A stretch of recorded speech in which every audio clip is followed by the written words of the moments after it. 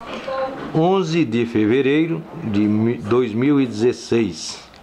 11 de fevereiro de 2016. Estamos aqui com o Dr. João Pedro do Nascimento, que vai trazer para nós resgatar algumas histórias bastante interessantes do interior da Paraíba, de sua terra, Água Branca, a começar pela conhecida tocha ou bola de luz que saía de uma montanha para outra. Seu Danda, por favor. Bem, no ano de 1954, quando eu era delegado de polícia de Juru, todas as noites eu saía, sentava em uns tamboretes à noite, 8 horas da noite, eu, minha esposa Elizabeth da Silva Nascimento e a mãezinha dela, Antônia Maria das Dores, e íamos olhar a tocha, uma tocha de fogo que saía da Serra do Gavião, da propriedade do meu amigo e fazendeiro Manuel Florentino de Medeiros. De lá, dessa Serra do Gavião, saía essa tocha, iluminando tudo, até a Serra do Tamanduá, que era de propriedade do meu amigo José Simoa. E essa tocha clareava tudo que a gente via, até os ninhos dos passarinhos que estavam nos paus, tá ouvindo? Que é uma coisa que eu vi pessoalmente. E minha esposa, que já faleceu, e minha sogra também que faleceram, todas as noites nós tínhamos por obrigação ir olhar essa tocha. Certo. E até hoje não sabemos o sentido, não sei o sentido, e nem houve explicação a respeito disso. Ponto final. Me lembre outra história que o senhor conta lá que era conhecido lá em Água Branca, que era dos cavalos que apareciam com tranças. Quanto aos cavalos, olha aí a zoada. Quanto à trança que aparecia com os cavalos, eram os animais que eu tratava no baixio, no capizal. E quando eu ia bem cedo buscar os animais, encontrava eles todos com as tranças bem feitinhas, como que fosse uma especialista que fizesse aquilo. Às vezes dava tempo eu desmanchar aquelas tranças, e depois não dava tempo, eu entregava ao próprio dono o animal com tranças e tudo. E que o povo dizia isso, se tratava da capora, que o povo dá o nome de comadre Florzinha. Isso aí eu via costumeiramente que eu tratava dos animais. Outro caso lá em Água Branca que ficou conhecido foram os caminhões queimados, que o senhor já contou a história na questão da Revolução de 30. Mas me conte sobre os fenômenos que aconteciam, que as pessoas ouviam nos caminhões queimados, viam o barulho dos caminhões. Fale sobre esse fato. Não é nem para ninguém abrir a boca aqui não, para ficar calado. Bem, quanto a isso... porque se você quiser falar com ele, vai ter que ser depois. Quanto ao problema dos caminhões queimados, na Revolução de 30, lá em Água Branca, os 3 caminhões queimados, na Revolução de 30, que já citei, lá realmente era um lugar que chamava, ficou mal-assombrado. E que o meu vizinho, que era Antônio Sabino, Sim. vinha da sua propriedade, Sim. que era do Caboclo Sabino, e muitas vezes ele mandava que o menino tirasse os animais da estrada à noite, porque vinha aquelas luzes daqueles caminhões, aí o menino tirava e os cavalos da estrada para que os caminhões passassem. Quando chegava a poucos passos, desaparecia. Aí ele vinha contar todas as noites, porque nós iríamos todas as noites para a casa dele, minha mãe e a gente ia para lá, que era vizinho, e então ele contava essa mesma história. Tá vendo? E por isso Campina lá era tido como um lugar mal assombrado, que o povo via isso. Eu vi, meus irmãos, Camilo, via muito esse negócio. E Antônio Sabino, esse que tinha propriedade vizinha, via costumeiramente, quase todas as noites, quando vinha da propriedade com os animais cheios de... Carregados, né, com mercadorias. Carregado com mercadorias. E aí, continuando lá em Água Branca ainda, me conta a história que é interessante, quando chegou o primeiro rádio lá em Água Branca e que vocês ouviam as notícias da BBC de Londres na época da guerra.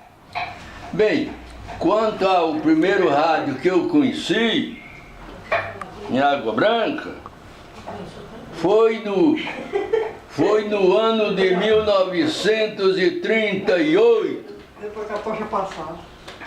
No ano de 1938. Então, no ano de 1938 e no ano de 1939, começou a Primeira Guerra Mundial. Segunda. A Segunda Guerra Mundial, que terminou no dia 10. No dia 9 de maio de 1945. E então, Miguel Bezerra, que era um proprietário, que tinha um caminhão velho, que foi até morar em Água Branca, levou um rádio de bateria. E todas as noites a casa dele era tida como uma festa. O povo assistindo. E então, nessa época, a BBC de Londres era a rádio maior do mundo. Chamava-se a BBC de Londres. E quando estava fazendo aquela reportagem da guerra, da Segunda Guerra Mundial, a casa dele à noite era uma festa, era todo mundo ouvindo aquele negócio. E então, um certo dia, um cidadão falou, dizendo assim: eu sou filho de Água Branca, pertencente ao município de Piancó, que nessa época, Princesa Isabel, que ele saiu, Princesa Isabel, a Água Branca pertencia a distrito e pertencia a Princesa Isabel. Aí ele disse: eu sou filho, fulano de tal dos Anzóis, da família Correia. E que graças a Deus estou aqui em Londres fazendo essa reportagem. Bacana. E aquela engraçada que foi, vocês estavam no roçado, aí passa o primeiro avião lá por cima lá por Água Branca, aí o pessoal vem gritando que era o mundo que estava se acabando. Bem, quanto ao primeiro avião, nós não vimos não. Eu estava no açude assim, lavando até um animal, é mais ou menos 3 horas da tarde. Aí houve aquela zoada muito grande e eu olhando só para os baixos, assim o mundo vem se acabando, se acabando, se acabando, com pouco vinha, correndo Aristeu, ia correndo Aristeu e Genado, na carreira, também com medo. Aí quando desapareceu aquele negócio. E então nesse dia foi o primeiro zoada de avião que nós tivemos de ouvir, passando, cruzando a Água Branca, cruzando os mundos de Água Branca, ninguém sabia o seu destino, se ia para o norte ou para o sul. Isso em que ano, lembra? Mais ou menos em 1936. 36, ó, antes da guerra ainda. E já em Campina... Não era da guerra. Antes da guerra. Antes da guerra. E já aqui em Campina Grande, aqueles fatos que o senhor sempre conta da história do datilógrafo lá no quartel de polícia, na madrugada. Sim, quanto a... Eu era datilógrafo da Ajudância Geral do 2º Batalhão de Infantaria da Polícia Militar da Paraíba.